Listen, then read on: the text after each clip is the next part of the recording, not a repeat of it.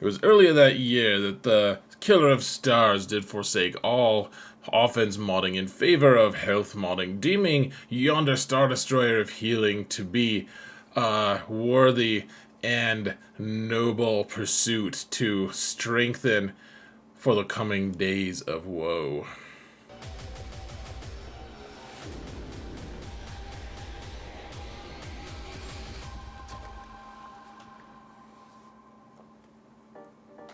Hello everyone and welcome to another episode of Zareth Prevails. Today we're going to talk about 8 characters that you may and probably are modding poorly, or at least might want to just check up on it. Now I'm going to be doing this series in, we're going to try to do it once a month, and what I'm going to do is create a spreadsheet very similar to the counter sheet that I used to run, so that people can go to the list and find which character and which my rationale is for how to mod these characters, like why to mod them the way they are, and they'll be able to find a link to it. So I do already, in fact, have a video that I made last month for it with 10 other characters. I'm going to put that link in the video description. The sheet itself is not ready. It's not going to be posted yet, but it is underway. We're also thank you, my patrons. You guys are awesome. Thank you so much for all of your support, folks. And if you want to support this channel for free, all you gotta do is hit that thumbs up button, like, subscribe, comment. Let's mount the algorithm, guys. Let's mod the algorithm. If that suits you, it suits me for sure. Now let's get to it, folks. Let's get to the whoa. That's from a different video, guys. Don't even look. Whoa, madness. If it isn't old Robot Legs himself.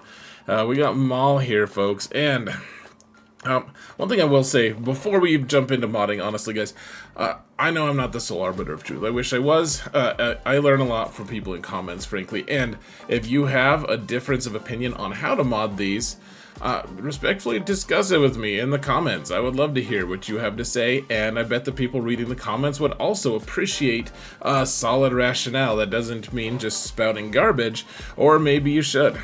Maybe that's what we all should do. So, that being said, let's talk about Maul here and the robot legs that he has. Maul is a very stat-intensive character. He really wants a lot of stats. That's one of the reasons I'm constantly pushing people to put more relic levels on him, because he really wants a lot of health, and he wants a lot of offense. Now, health, with his basic, you can see Anguish. He gains, he takes damage, but then he gains more damage based off of how much health he has. So he wants lots of health because it increases his offense. The other thing that increases his offense is the offense stat. So what you're really going to be doing with Maul, he's one of the faster characters in the game. I know that at this point there's a lot of characters that have surpassed him, like one of the Tuscans somehow. He's like, yeah, man, like we just go jogging in the desert, or perhaps it's a soft J, jogging. Apparently you just run. But here's the thing. You don't want to focus too much on speed. Depending on which build you're doing, I guess you could. There's a lot of teams that he wants to be on, frankly, guys. But the things that he really wants to be doing are damage, and then he wants to apply debuffs. So you can see we have offense set and a health set. I have a potency cross here, more because he really wants potency right now, right? So because of certain datacron things that we don't need to discuss, but he really wants to be able to apply his buff immunity. That's the big thing. With his Seething Rage, he does 5 hits in a row. Putting buff immunity on here stops people from gaining things like Foresight or Protection Up, or anything, really. Any of those green things that are annoying, you want to get rid of. And so he needs to stop that, depending on if he's with Lord Vader, or if he's with a Seer Malicos team, whatever he's doing, or if he's running his own Mandalorian team, he needs to have that as a factor. So being able to apply that sometimes, depending on what the meta says, you really want to be able to do that. Now, the other thing is making sure, folks, that you put a lot of health and offense on all of these, on secondaries as well. Neglecting your secondaries can be a pretty harmful, detrimental thing. So you can see we have a lot of health, and we have offense, and we have potency, and then some speed is nice to have for him. Offense, on his triangle. So the other thing about him, folks, is his main method of damage is going to be his Seething Rage, which is all going to be based off of his true damage, which true damage is it's damage that ignores armor, which is nice, but it also can't crit. So his damage is, yes, he can crit depending on which attack he's doing, but the main method of his damage is going to be from offense and health. So an offense triangle is a good idea. An offense arrow, also a good idea. Put lots of health on there, put lots of offense, put lots of health, put lots of offense, put some potency, and you can just move right along. A little bit of speed, and if you need any reinforcements stats-wise, you can always give him another relic level. Look at that. Isn't that fun? Old robot legs could stash a couple gallons of, I don't even know, speed in his, let's move on. So we've got another robot legs here, guys. We've got Grievous, and he's actually another character that's very similar to Maul. He's kind of like what Maul was built off of. They were like, oh, you know what would be cool is if we had another character that did damage based off of health, but instead of Grievous, so Maul says, hey, I can do damage based off offense and health. Grievous is the guy that just does damage based on his max health. And so you might think, oh, let's just give him lots of health and that'll be it. He's also a character that really likes to gain a lot of turn meter, and he gains turn meter by applying a lot of debuffs. Specifically, he really wants target lock, and so you're applying these debuffs, and giving target lock, he's gaining turn meter, and he's doing damage based off of health. He's also gaining max health based off of the different characters that he's with, and so he's very stat hungry, folks. He doesn't do damage based off of his offense. If someone places does an offense down on him, he just kind of grunts, because does he laugh? I guess he can laugh. He kind of wheezes. He wheezes. That's like a happy medium there. So he just kind of wheezes. And here's the thing. There's a lot of debuffs that he likes that aren't just the ones that give him turn meter. He gets healing immunity on basic. He gets rid of turn meter on your opponents that get hit with his AoE. He stuns people. He does all kinds of really cool stuff. So he also ramps his potency. So you don't need to give him a ton of potency. You also kind of want him to go fast, but at the same time he's gaining so much turn meter that his starting speed is almost irrelevant, except if he's with BB-8, which it used to be. I used him to counter all of the different Starkiller builds. That doesn't really happen anymore. He used to kill all the, he used to kill Sith Eternal Emperor on defense. He used to kill Jedi Master Luke on defense, and that's just not happening anymore. Maybe he'll start killing Leia on defense, but that'll be a different counter. All the things that he used to do, I used to love having him with BB-8 as the 5th, because BB-8 would give him, in 5v5, 40% turn meter to start with. So with like 275 starting speed, he would go up to 450 speed. And so you can see I got him to 283 speed, and then as much max health as you can get, and then some potency on top of that, folks. If you look at the mods that I have on him currently, we have the, I have a lot of speed on here, and please don't feel bad when you look at my speed. Yes, I have some fast mods. I assure you that there are other accounts that have way better mods than I have, and there are also a ton of accounts that don't, because I've been playing this game for 3 to 4 decades at least, I think, is what I feel like it is. So I have a speed arrow on him just to keep him fast so that he can react to BB-8 really well. This is also really nice in Conquest to be able to get the first turn. If BB-8 is on your team in Conquest, he's one of the best Conquest teams actually, guys, especially if you need droid kills. Wonderful character for that. And so giving him a speed arrow is great. Just make sure you're giving him things like potency and health. You don't need offense, remember, just potency, health triangle. Some people put a crit damage triangle. I tend to just want a little more resilience on him. I don't think that it's a bad decision either way, putting health or crit damage. If you're putting crit damage on him, you could also find a crit damage triangle with a bunch of health secondary percentage, which is probably the ideal, to be honest, but a health percentage is fine. health on his cross, health on his circle, potency everywhere that you can, folks. If you can find a way to stash some potency, that really helps. And then that's it, guys. He just wants health. He's stat hungry. He would love more stats.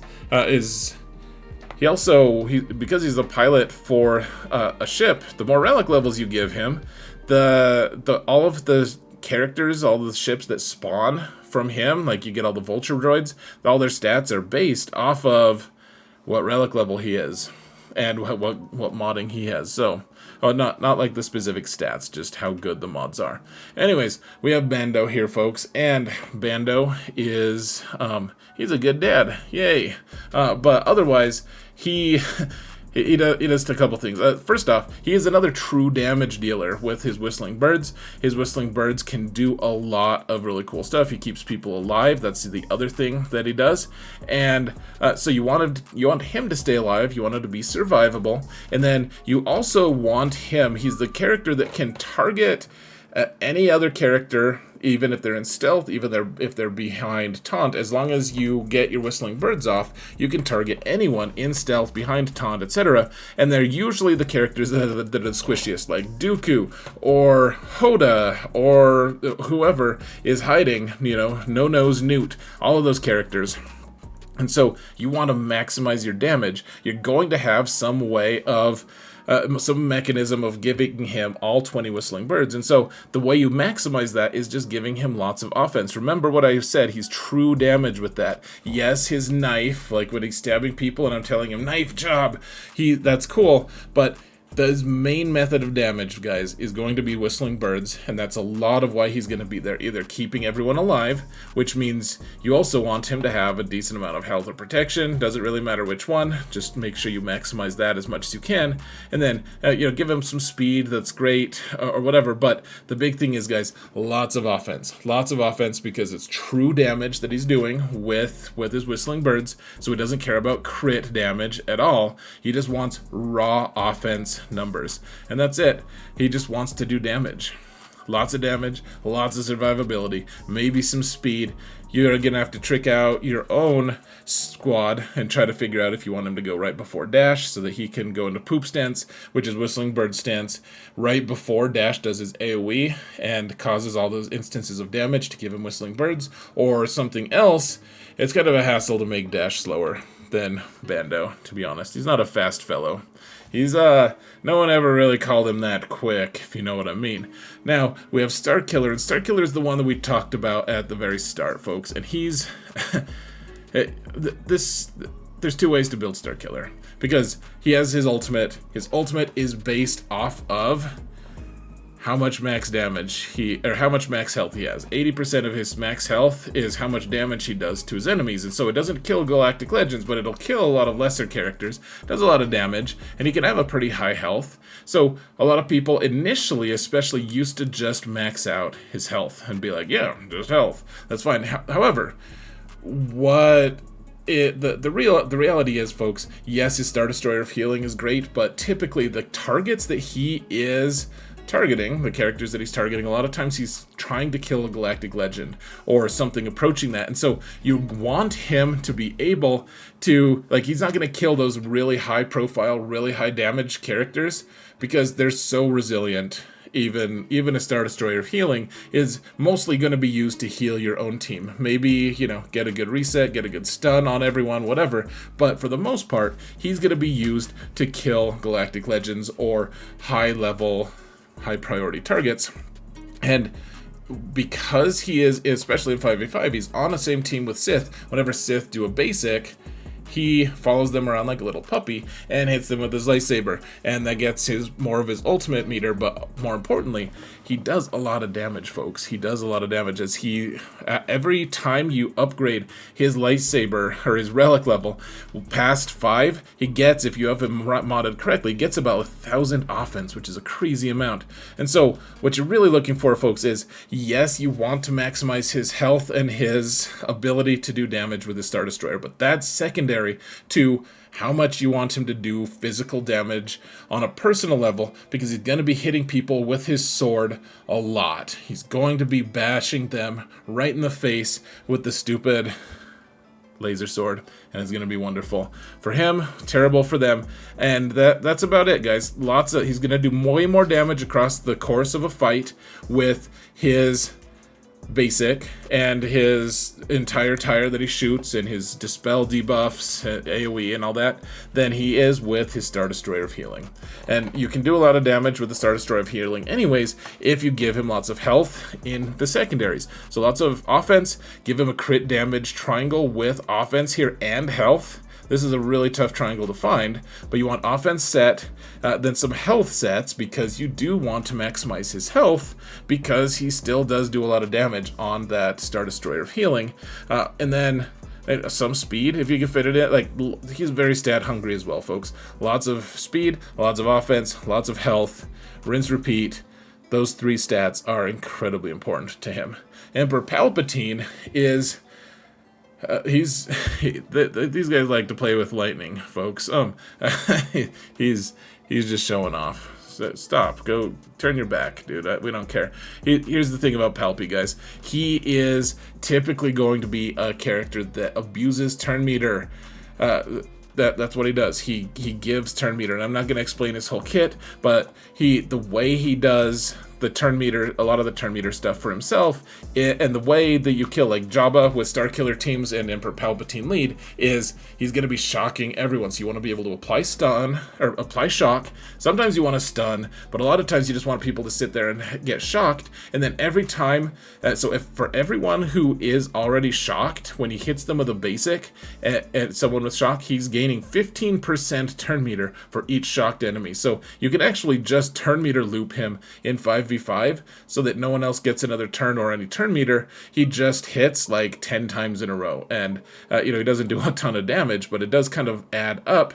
And then his team is also gaining a lot of turn meter over the course of that, and his opponents just kind of sit there because they can't gain bonus turn meter. And so what does he want to do to be able to facilitate that? A lot of times he just wants to be able to apply those debuffs, but then a bigger part of it, folks, you want potency on the secondaries, but primary, you want him to be able to live.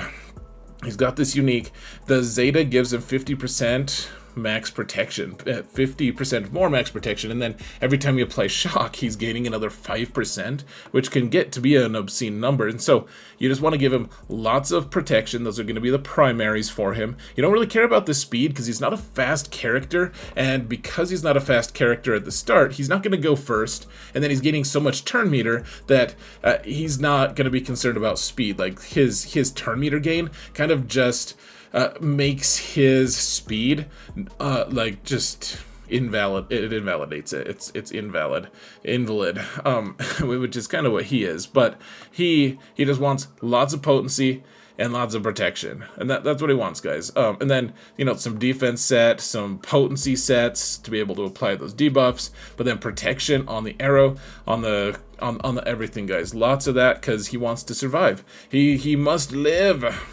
And then make sure all his mods are 6E, guys, so he can pilot his shuttle. People are like, we need reinforcements, and Emperor Palpatine's like, I'm in the area. Like, he's just like hops in his shuttle to provide reinforcements to his forces. I mean, what a boss. What a crazy guy. He's, he knows his business. I'll tell you what, his activity, his choices are shocking.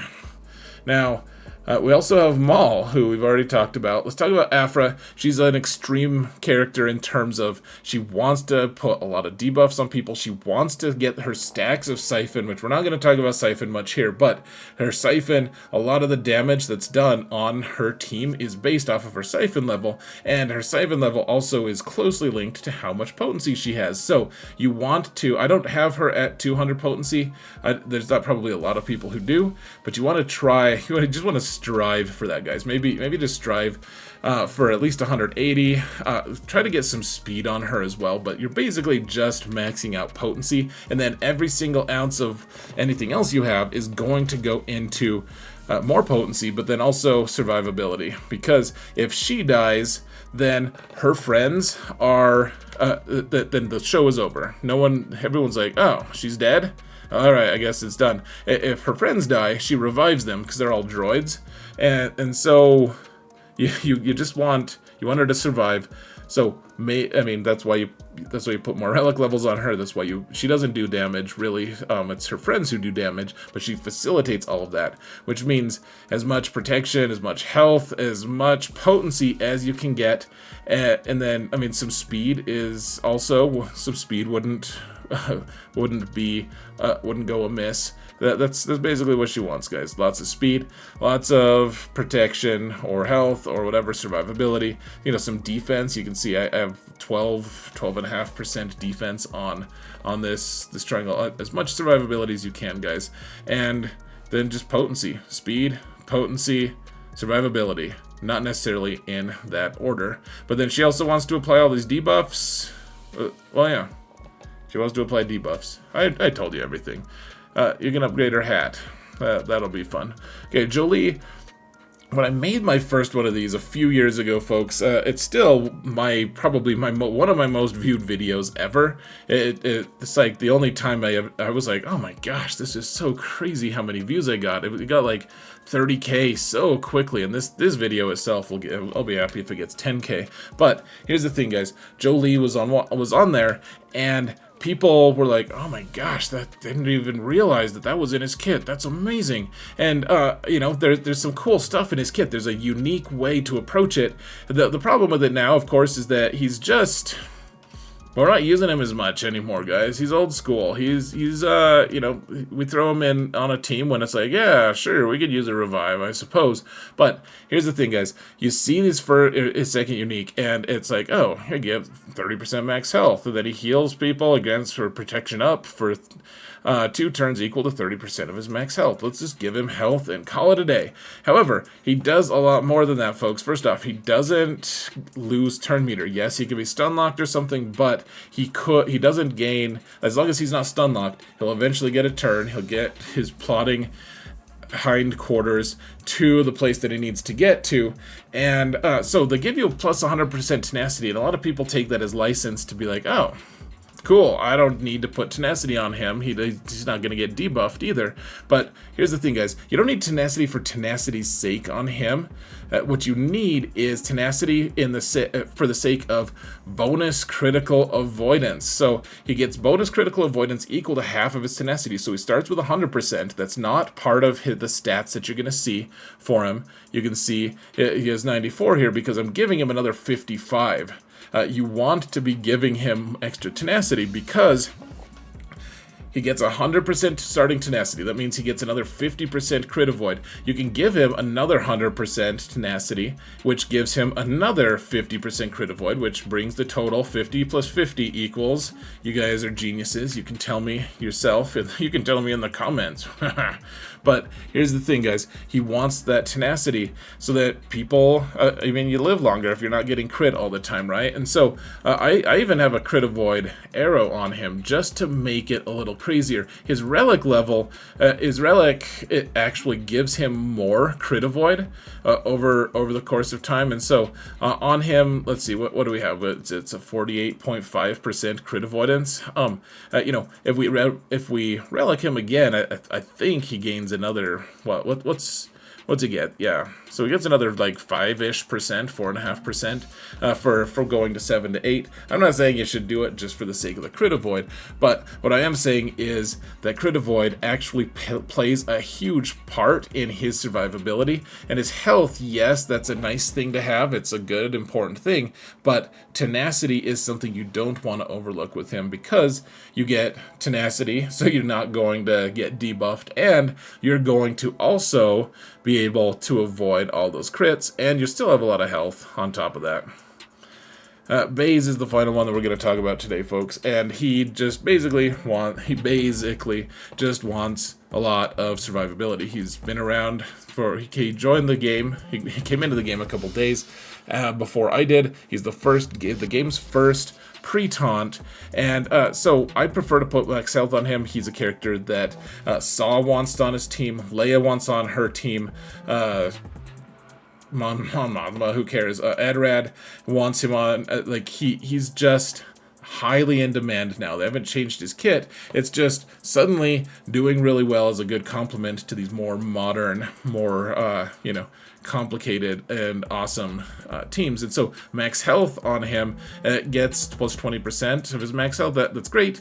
If you're putting him on a team, frankly, that like he starts with more protection than he does health. I chose health because that's he makes the most of it on a lot of different teams. But a lot of people who have like more regeneration for protection will put maximizes protection instead of health. I don't really blame you for that. You don't really need much speed with him. Just like lots of staying alive. That's what you want. You want defense, you want health, you want protection, stuff like that. You don't need much in the way of like he takes a lot of turns. He has 2 specials that do dispels, which is really cool. There's not many characters that do that, especially that are as old as he is. But remember, Baze gains 5% turn meter whenever an enemy gains a buff. That is a crazy amount. He takes a lot of turns, and as long as he's not dazed or something's restricting his turn meter, he just gets a lot of turns. He's constantly moving. He's passively taunting, so you don't even have to worry about that.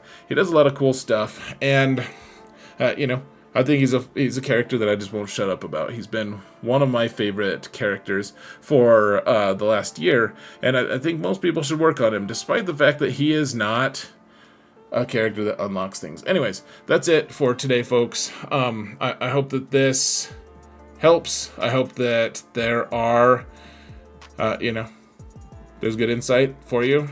Whatever. I would love to hear what your thoughts are. Thank you all so much for watching, and remember that in all things, Xaereth prevails.